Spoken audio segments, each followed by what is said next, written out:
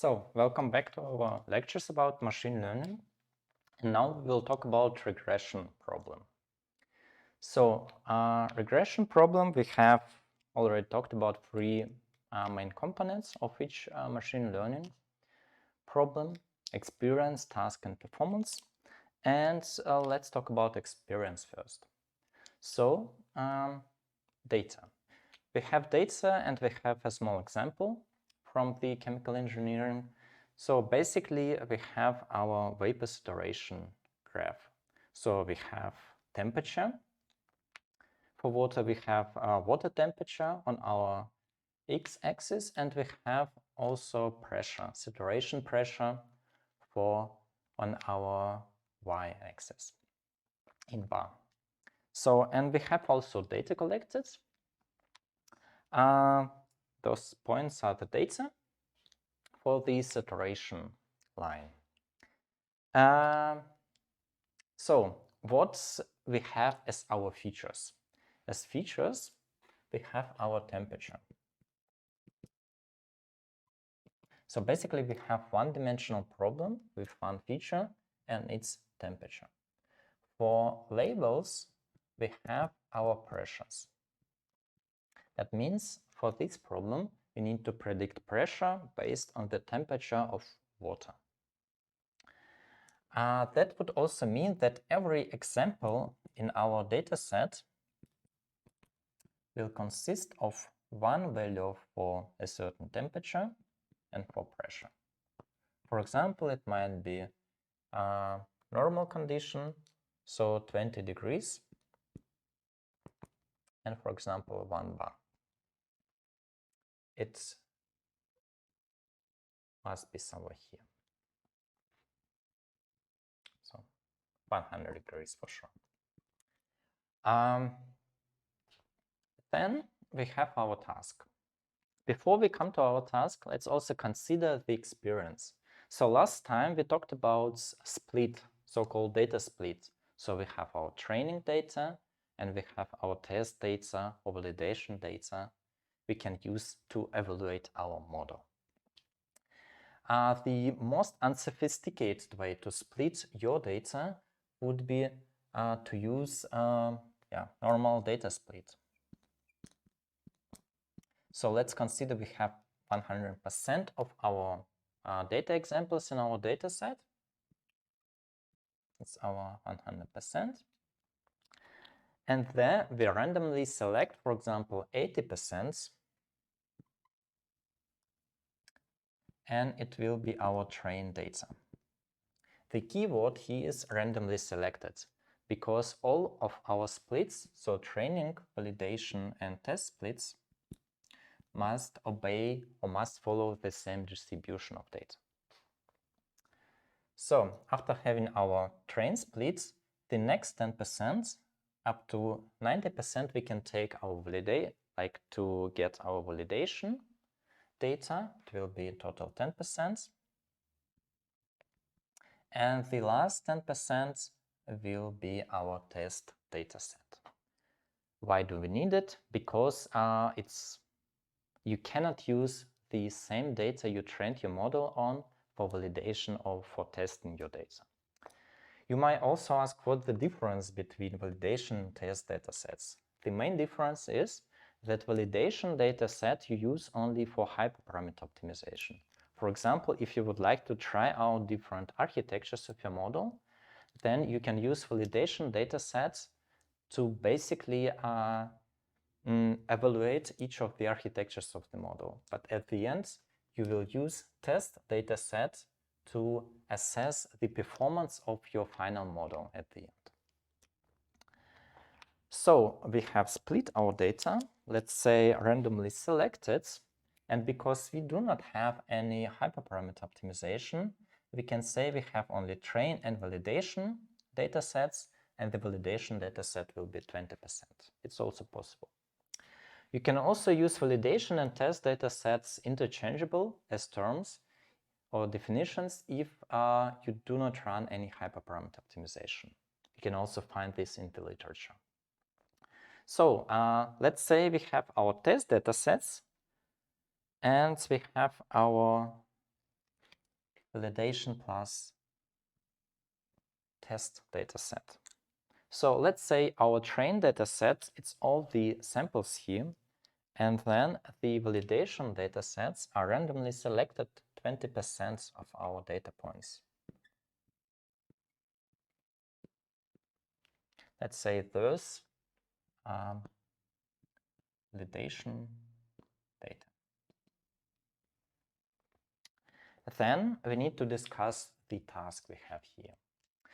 Because we are in the field, currently we are in the field of supervised learning, regression problem. So our task here would be interpolation of data. So that would mean that we need to predict our model. Yeah, maybe let's show already like possible models we can build for that. Because we are talking about linear regression, it might be the lines, completely different lines. And our task will be here to build a model that will, based on our data, that will help us with interpolation task. That means for temperatures, we do not have data for, so some sort of intermediate temperatures between our data points, we would like to predict the saturation pressure. So for example, for this, or we would like to have it here. What is the pressure here?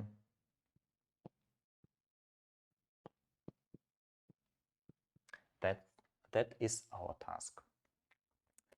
And now let's consider like the transformation we would like to have. So basically, let's have linear regression. So our model, yeah, linear regression.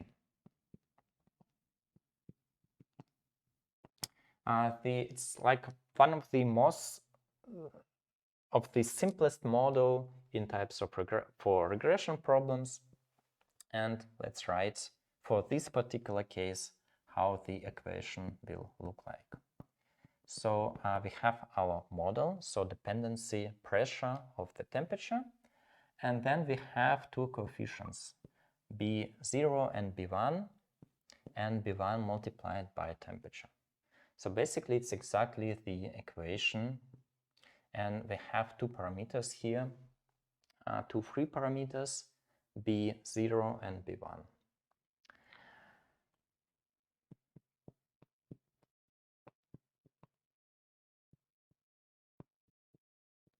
It's exactly the parameters we need to find during the model training or during the optimization. To generalize linear regression, let's write it in a form of a hypothesis. So we have dependency x for features, y for labels, and that's why we write here a function, a hypothesis of x, of our features, is equal this equation.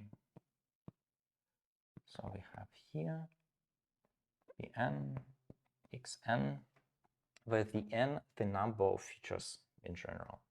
So instead of, for example, only temperatures, there might be also other features.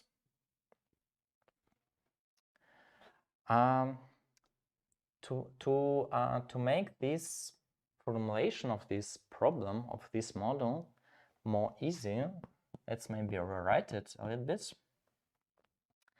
And we have it bi xi for I from 1 to n. It's basically the same. To make it even more easy to compute, to optimize, we can add additional term that is x0, but this x0 is always 1. Why do we need it? Because in this case we can write it in the matrix form, in the vector form, and say we have our feature vector x underlined transposed multiplied by parameter features b underlined, and it's exactly the equation, the general equation for linear regression. Then we need to consider our performance. So how we can measure how well our model is. In this case, we already talked about sum of square errors, and that's exactly the measure according to Markov-Gauss theorem for this particular case. So let's write the definition of our loss function. So basically we have a sum. So let's maybe show it first.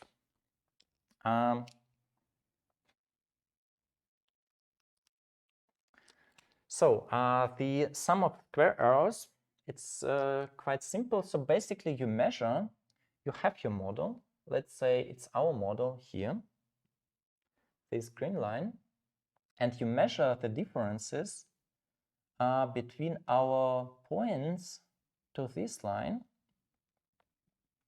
and then you find squares of them. Why do you need it? Because in case you have like negative, you can have negative and positive differences between your model and the data point, and that's why to make them all positive, then you just find squares of them. You measure all of them, all the difference between all the points and your model, and then you just find the sum of them. And it's exactly, you have a sum, and you have your, let's say you have your labels, minus you have your hypothesis, where you have your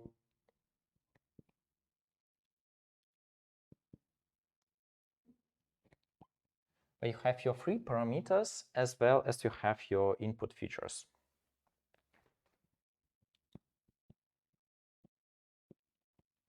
To m, because the m, we have it as the sum from I, from 1 to m, and the m is basically the number of your data samples in your data set. In this case, it will be dependent whether you use the sum of square errors to train the model. In this case, the m for train data set. In case you would like to use it for evaluation of your model, you will use your validation data set or test data set. So basically, to train the model, you just to try to minimize the sum of the differences between your data and your model. And for example, if you consider this model here on the bottom, the differences will be quite high. And that's why during the training process, the parameters will be optimized, will be changed a little bit every step. And at some point, you come to a line where you have the sum of square errors that has its minimal value. And it will be exactly the end of the training process. So summarizing, to solve this problem of the training process would be to minimize